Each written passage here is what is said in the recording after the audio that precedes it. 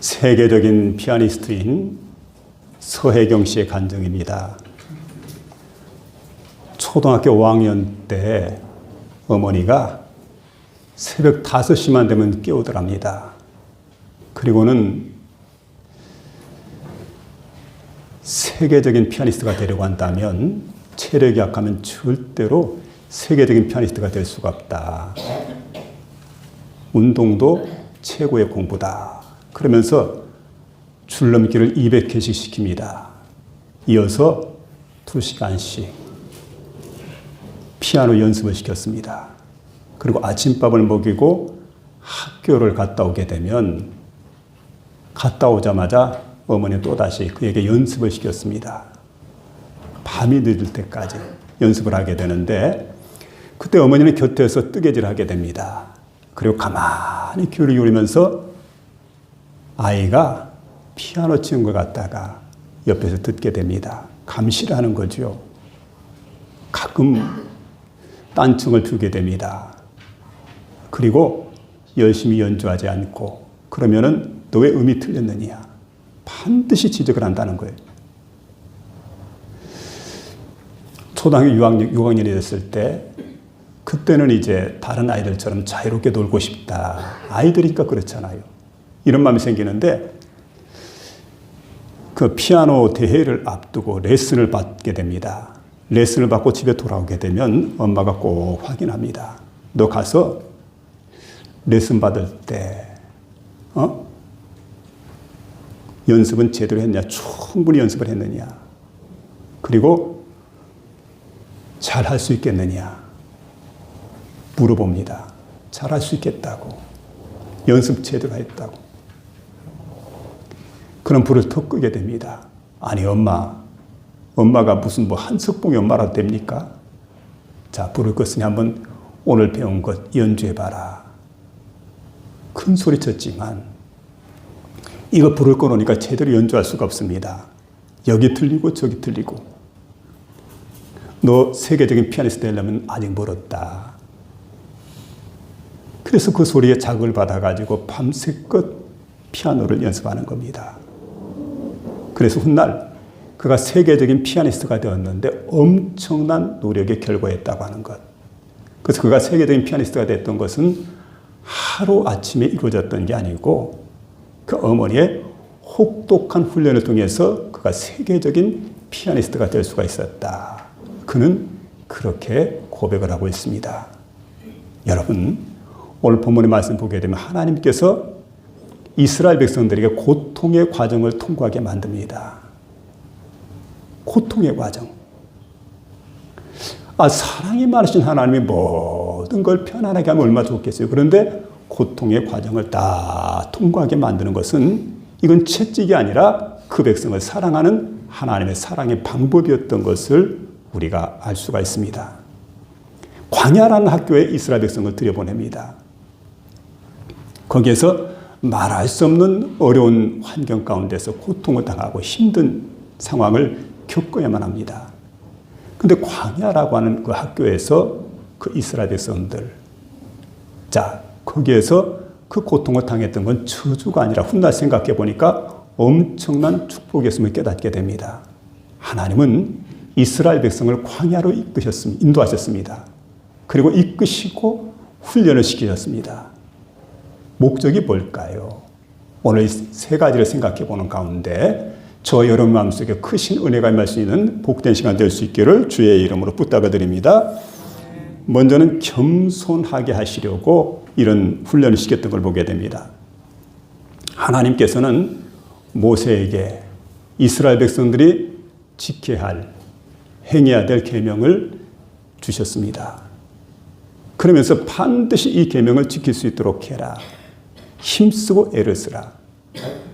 그런데 여러분, 왜 이런 계명을 주었냐면 목적이 있어요.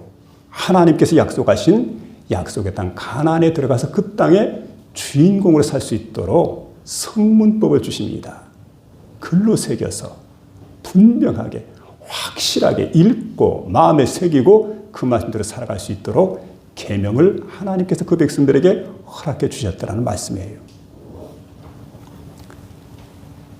근데 하나님은 이상하게도 그 백성들을 곧바로 가나안 땅으로 들여보내지 않습니다. 40년 동안, 무려 40년 동안 광야의 길을 걷게 하셨다는 겁니다. 왜 그랬을까요? 성경에 보니까 그렇게 말씀해 줍니다. 너를 낮추고 너를 시험하사 내 마음이 어떠한지 하나님이 주신 계명이 있습니다. 그래서 그 명령을 지키는지 지키지 않는지 알게 하려 하심이라. 2절에 그렇게 말씀해 주고 있습니다. 그래서 이런 길로 갔다가 하나님께서 이스라엘 백성을 걷게 하셨던 걸 보게 됩니다. 여러분, 여기서 그들에게 겸손을 깨닫게 합니다. 거기서 순종하는 자들이 되게 합니다. 겸손과 순종이 없다고 한다면 은혜와 복을 절대로 받을 수 없기 때문에 그렇습니다. 광야는 형벌의 장소가 아니었던 겁니다. 광야는 바로 복받을 만한 그릇을 준비하는 훈련소였습니다. 자, 이 진리를 잘 보여주는 인물이 있는데 사무엘 로간 브랭글이라는 사람입니다. 이분이 10살이 되었을 때 미국 태생인데 부흥집회에 참석했다 큰 은혜를 받습니다. 은혜를 받고 나서 그가 평생을 주님께 헌신하게 됩니다. 그리고 감리교회 순회 설교자가 됩니다. 그리고 이제 보스턴에서 신학대학을 다니게 되는데 그때 마음속으로 꿈을 꾸게 됩니다. 이 다음에 감리교회 감독, 위대한 감독이 되겠다 이런 꿈을 꾸게 되었는데 그런데 어느 날 대서양을 건넙니다. 그리고 영국으로 들어가서 구세군 사관학교에 입학을 하게 됩니다. 근데 당시에 구세군 사관학교의 그 사령관이었던 윌리엄 부스 대장이 있습니다. 그 윌리엄 부스 대장이 자신에게 설교를 갖다 연습을 많이 시키고 교육을 시키고 그리고 지도자 교육 이런 수업을 시키는 것이 아니고 무슨 얘기를 하냐면은 넌 저기 가서 훈련병들의 군화를 닦으라 이래요. 그러니까 생각해 봅니다. 내가 감리교 지도자가 돼서 감독이 되려고 했는데 아니 세상에 대서양까지 건너와가지고 여기 와가지고 훈련병들의 군 하나 닦는 이런 존재가 돼야 되겠느냐. 자존심이 막 상해버립니다. 도저히 있을 수 없는 일이다 생각하고 속상해하는데 잠깐 환상을 봤답니다. 환상을 봤는데 그 환상이 어떤 거냐면 예수님께서 무식한 갈릴리 어부들의 발을 씻겨주는 그런 모습을 잠깐 보게 됩니다.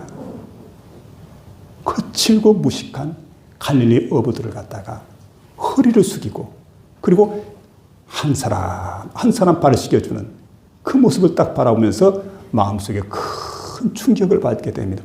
아, 주님께서도 무식한 어부들, 거칠은 어부들 갖다가 저렇게 발을 씻겨주는데 주와 스승이 되시는 분이 저렇게 제자들의 발을 씻겨주는데 내가 훈련병들의 군화 닦는 것 마다할 이유가 없지. 여러분 그러고 그 순간에 생각을 고쳐먹게 됩니다.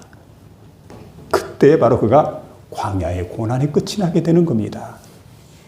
여러분 다시 말하게 되면 광야라고 하는 것이 어떤 곳인가를 깨닫게 되었어요.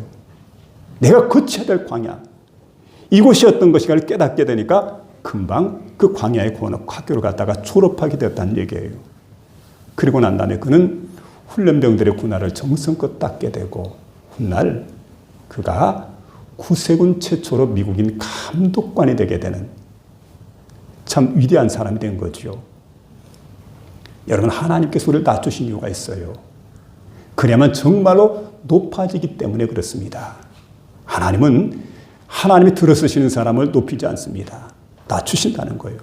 낮추시고 시험하신다 이렇게 말씀해 주고 있습니다.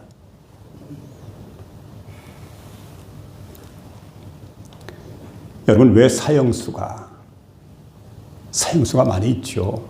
근데 사형수 되는 사람이 판사보다 구원받기가 수월한 줄 압니까? 이미 자신에 대해서 절망했기 때문에 그래요. 감옥 안에 있는 사람이 감옥 밖에 있는 사람보다 예수 믿을 확률이 훨씬 높답니다. 왜 그런 줄 아시겠습니까?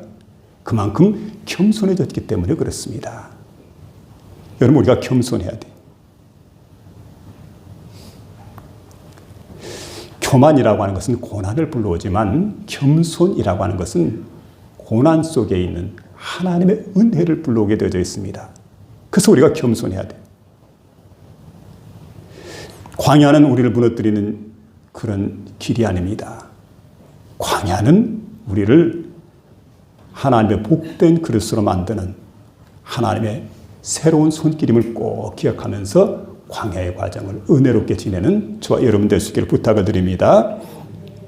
두 번째는 순종하게 하시려고 하는 말씀인데, 하나님의 이스라엘 백성들이 철저하게 하나님 명령에 순종하게 하기 위해서 광야로 인도를 하시게 됩니다.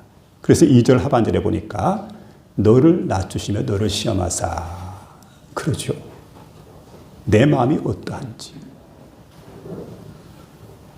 그의 명령을 순종하는지 순종하지 않는지 알게 하려 하심이라 하는 그런 말씀을 들려주고 있습니다. 하나님은 택하신 백성을 때때로 시험을 하게 됩니다. 여러분, 우리를 시험한다는 얘기. 하나님은 항상 저와 여러분을 시험을 하십니다. 왜일까요? 그 시험은 우리를 넘어뜨리기 위해서 시험하는 게 아닙니다. 왜 우리를 시험하게 되냐면은 우리 한 사람 한 사람을 넘어뜨리는 것이 아니라 그 믿음을 증명하게 하기 위해서 하나님은 우리를 시험하게 되는데, 하나님이 어떤 날 아브라함을 부르게 됩니다. 아브라함아, 예 하나님, 너 사랑하는 독자 이삭을 모리아산에 번제물로 바치라. 지금까지 모리아산에다가 번제물을 많이 바쳤어요. 그리고 번제물은 양을 잡아서 하나님께 드리게 되고 소를 잡아서 드리고 뭐 이런 걸 드리는 건데, 아니 세상에 100살 되었을 때 주었던 아들입니다.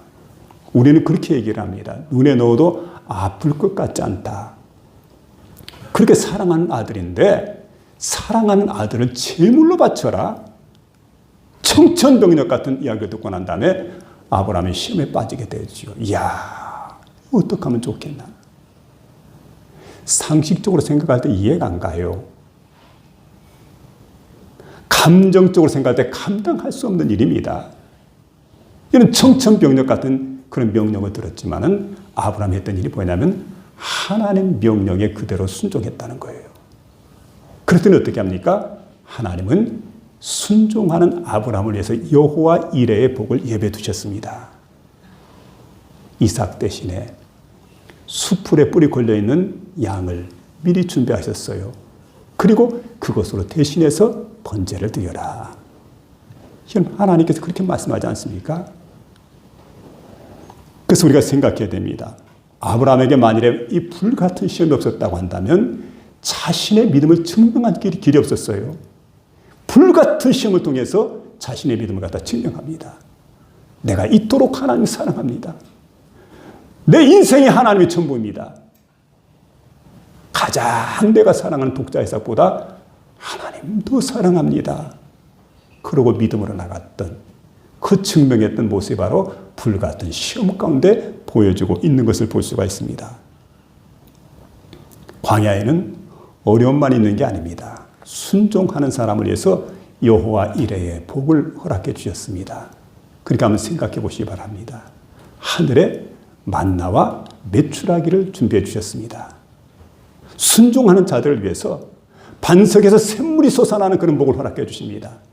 구름 기둥과 불 기둥을 통해서 인도와 보호의 은혜가 그들에게 주어지는 것을 볼 수가 있습니다.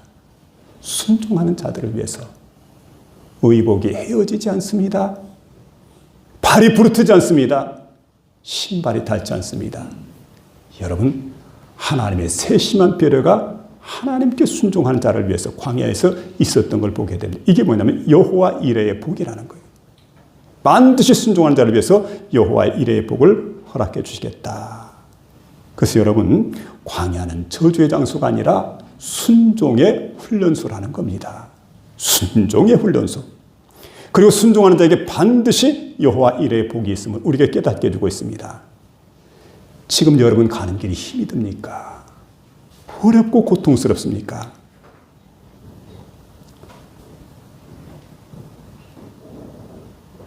어쩌면 그 길은 광야의 길이라 할 수 있을 겁니다.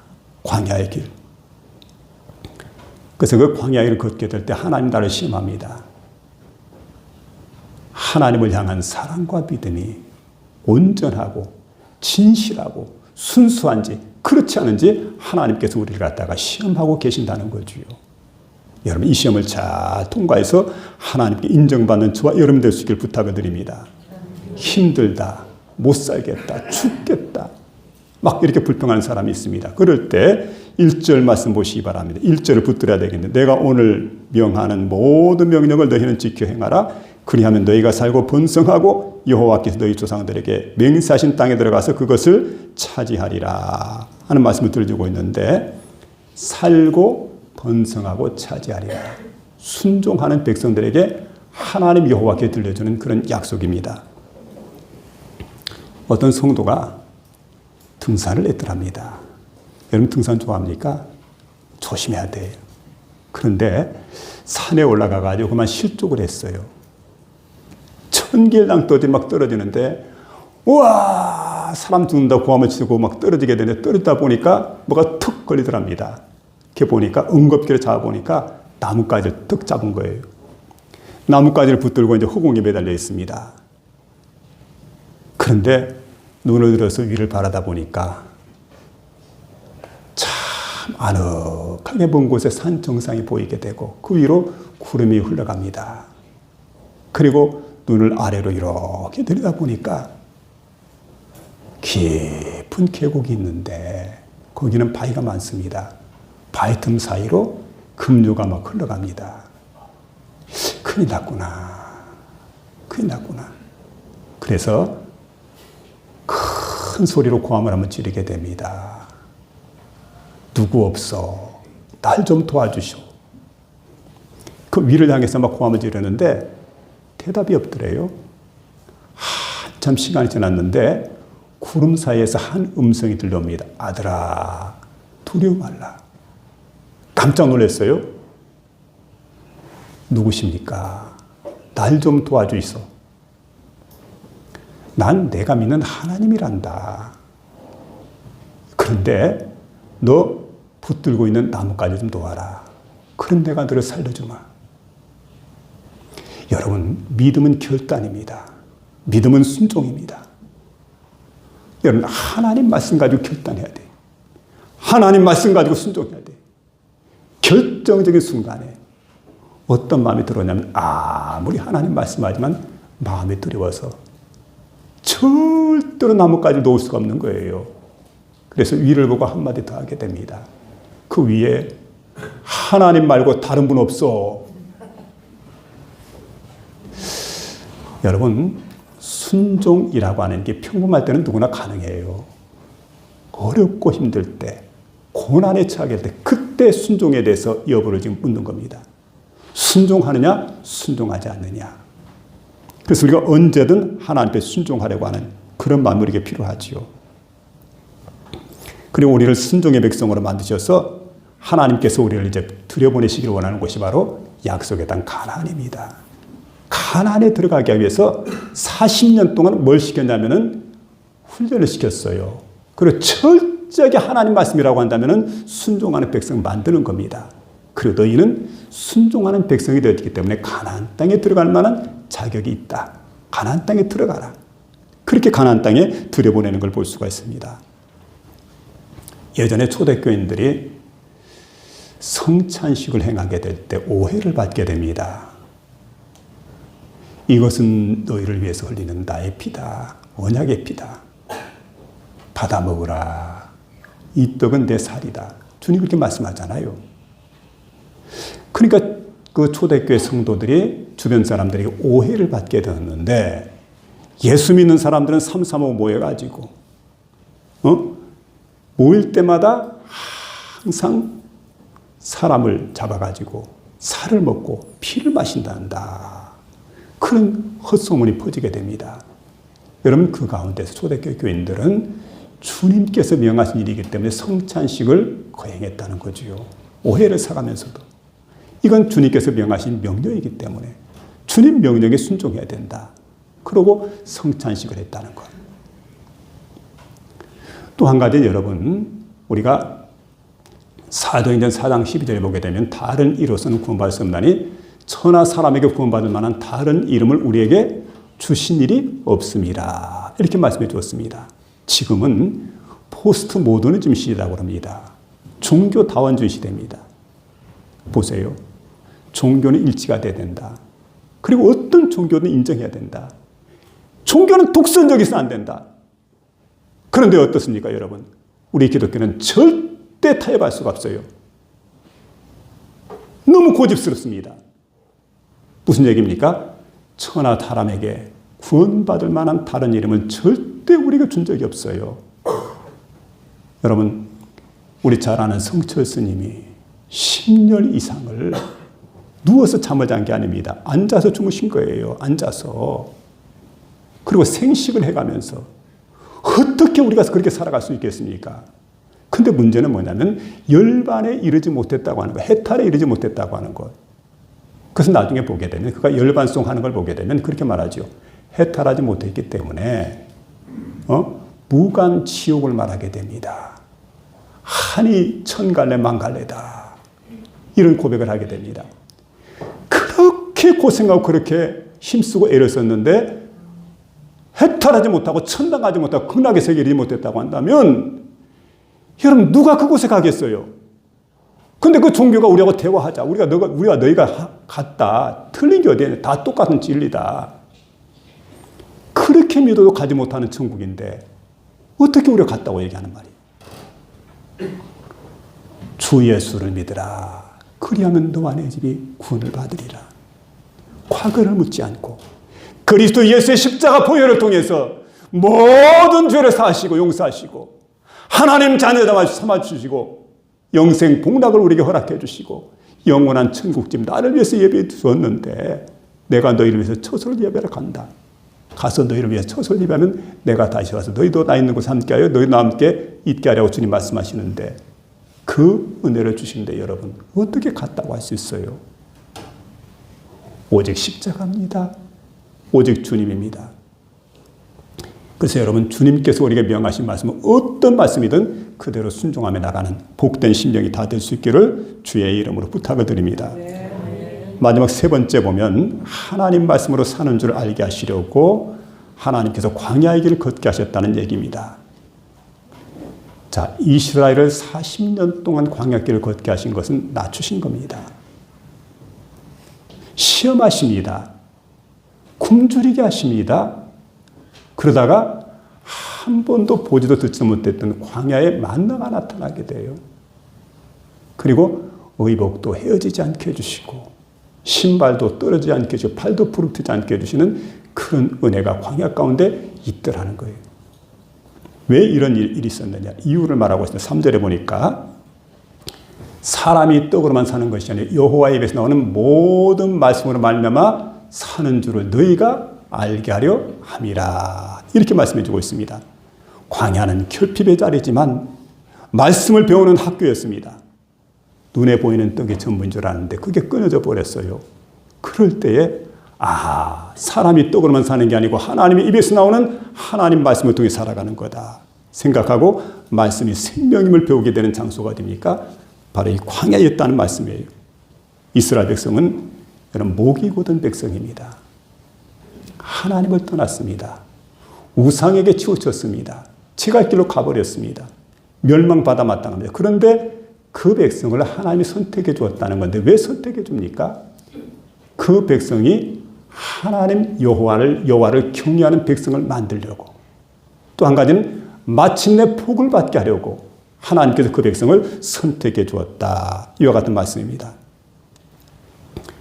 우리가 말씀을 붙들게 될 때 여러분 하나님은 우리 인생의 길을 붙들어 주십니다. 내가 여러분 하나님 말씀 붙들고 하나님 말씀에 순종하며 살아가면 그때 하나님 내 인생을 책임져 준다는 거예요. 근데 하나님 말씀을 떠나게 되면 그 인생 하나님께서 책임질 수가 없습니다. 우리가 잘 아는 흥남 철수작전이 있습니다. 1950년 6.25가 터지죠. 51년 1월 4일 날 일사후퇴가 있습니다. 이때 흥남 부두에 많은 피난민이 몰려들게 됩니다. 그때 레너드 라로 선장이 그가 이끌었던 배가 여러분 잘 아는 메르디스 빅토리호입니다. 자, 이 메르디스 빅토리호를 갖다가 이제 이끌고 있었는데 6,400톤급의 배입니다. 근데 여기에 선원들이 승선하는 모든 피난민들을 탁친들로 실었어요. 빨리 올라오라고. 그래서 그 사람들을 갖다가 화물칸에 싣게 되고 가판 위에 싣게 되고 이것저것 그냥 막 빽빽하게 입추의 여지 없을 정도로 그렇게 가득히 실었는데 얼마를 실었느냐? 14,000명을 실었대. 위험합니다. 상식적으로 생각해도 위험해. 너무 많이 실었어요. 적재량 초과입니다. 또 한 가지는 가만히 보니까 주변 사람들이 만류합니다. 이건 안 됩니다. 그런데 레너드 라로 선장이 그때 바라봤던 게 뭐냐면 하나님의 형상이에요. 주변 사람들이 이렇게 얘기합니다. 이 사람들 가운데 폭도가 있을 수가 있습니다. 사상에 의심스러운 자가 많습니다. 이렇게 모든 사람 다 실어버리면 어떻게 되느냐고.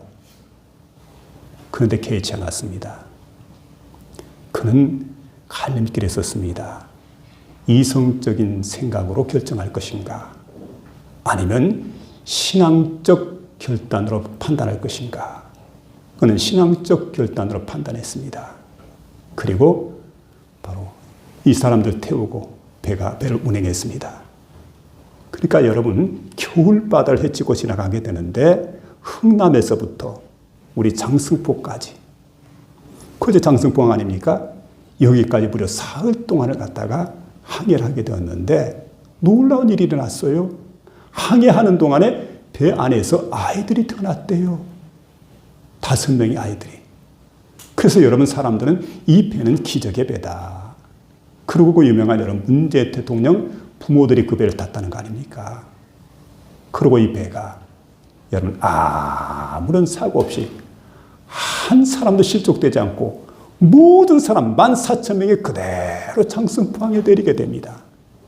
그래 여러분 다니엘 선박으로 가장 많은 사람을 구출해낸 배가 어떤 거냐? 바로 메르디스 빅토리호 이 배입니다. 얼마나 놀라운 일입니까? 근데 훗날 선장이었던 레너드 라로라고 하는 분이 수도사가 됩니다. 그리고 그때 일을 갖다 기억을 해요.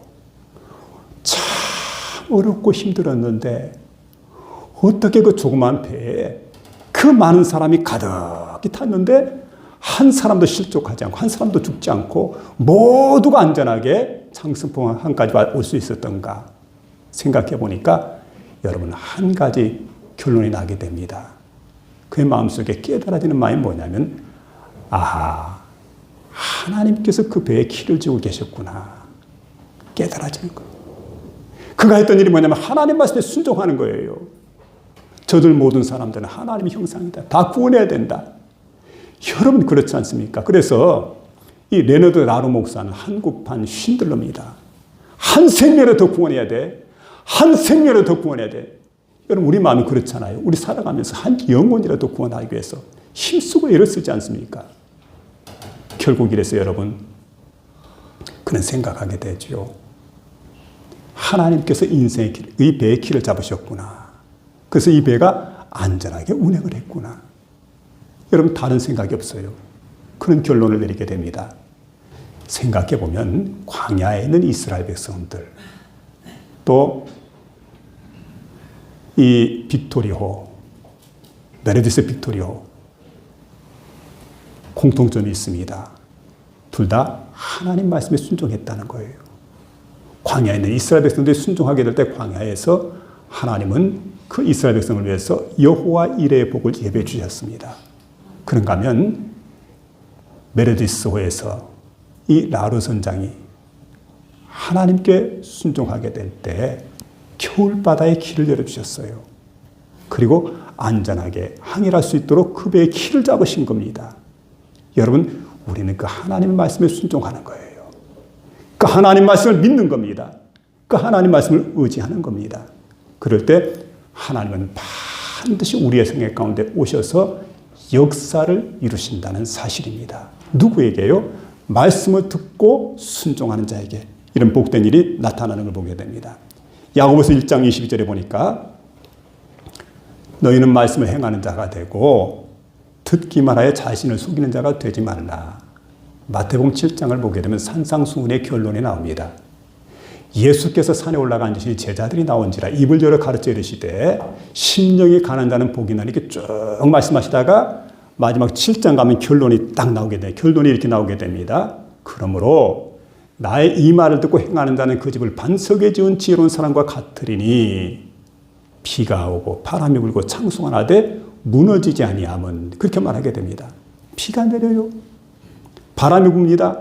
창수가 납니다. 그래도 절대로 무너지지 않는다. 왜냐? 그 집을 반석 위에 지었기 때문에. 반석에 짓는다는 게 뭘 얘기합니까? 하나님 말씀을 듣고 행한다는 거예요. 이렇게 될 때 여러분 그 집을 반석에 짓는 사람이 된다. 그래서 우리가 생각할 때 비가 내리지 않고 바람이 불지 않고 창수가 나지 않는 그게 복이 아니라 비가 내리고 바람이 불고 창수가 나도 홍수가 나도 여러분이 결단코 무너지지 않는 그런 집이에요. 그게 복 아니겠어요? 하나님 말씀을 듣고 행하는 자에게 이런 복을 주시겠다 말씀해 주었는데 오늘 주신 세 가지 말씀을 마음속에 새기면서 이와 같은 복된 은혜가 저와 여러분의 마음속에 충만하게 임할 수 있기를 주의 이름으로 축원합니다.